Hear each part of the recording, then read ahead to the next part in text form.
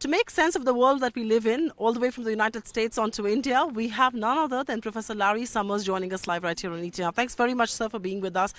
Many people in Davos are describing this as frightening times, as exciting times, as interesting times. But how does Larry Summers map the world that we live in today? All of the above. Obviously, there are a lot of long-run trends that are terrific. Think about the remarkable economic progress India has made, China has made, emerging markets emerging. But certainly the backlash against global integration, the backlash against cosmopolitanism in the industrial world has to be a major source of concern. And I have to say that there's a lot of concern about some of the policy directions that might be pursued in my country, the United States.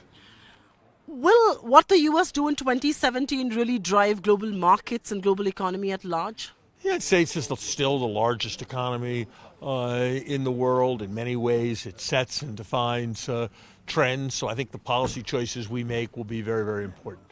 You have said market-oriented democracy is under threat as far as President-elect Donald Trump is concerned. Why do you say that?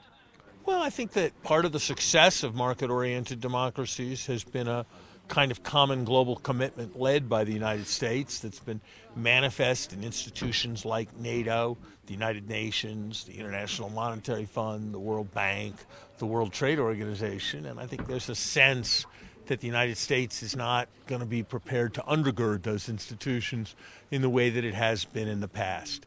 And that, combined with domestic concern and domestic unrest, I think is very troubling.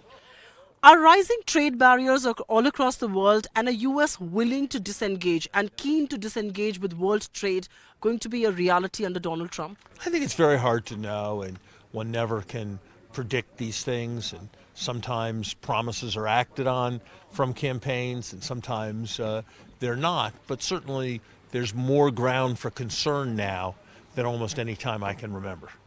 When you say that, a lot of people are saying that Trump is perhaps what the doctor ordered as far as the U.S. economy and the growth is concerned.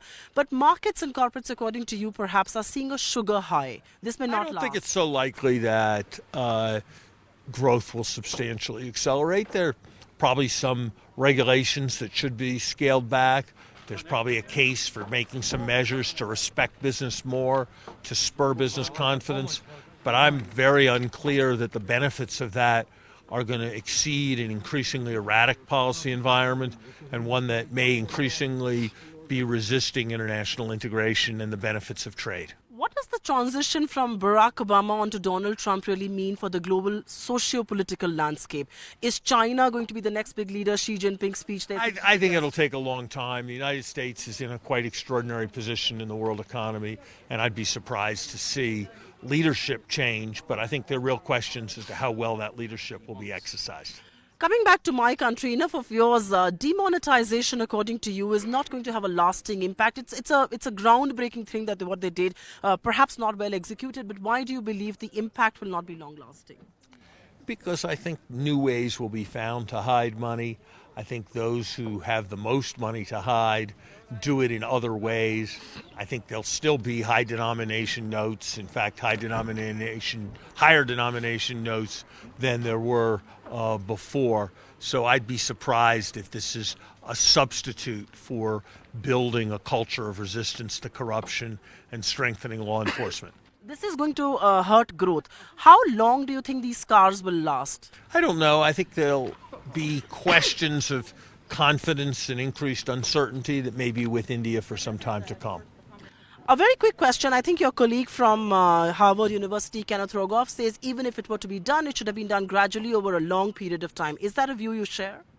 I'm not knowledgeable enough to know just what the right tactics were, but I think the suddenness of it and the way in which it was done, which had very much the character of an expropriation with many innocent victims, was probably unwise. Professor Summers, a last question to you. You have written in your pieces that this is not just chaotic, but this also erodes confidence. Whose confidence are you talking about? Confidence in government or confidence in India's central bank? I think it's confidence in Indian institutions generally, starting with the government. I think a sense of stability and predictability undergirds economic life. And when that's called into question, the consequences can be quite severe. India's RBI was largely revered. Your good friend Raghuram Rajan was heading this. It has seen some sort of a credibility erosion. Who would you blame this for? The RBI for I'm not not standing close. up? I'm not close enough to Indian politics and the RBI to be able to make a judgment on that. On that note, sir, thanks very much for Thank speaking you. to us. Good to be with you. Find us on Facebook at facebook.com/ETNow and don't forget to click the like button. You can also follow us on Twitter at ETNowLive. To stay updated with all our programming, hit the subscribe button on our YouTube channel by logging on to youtube.com/user/ETNow.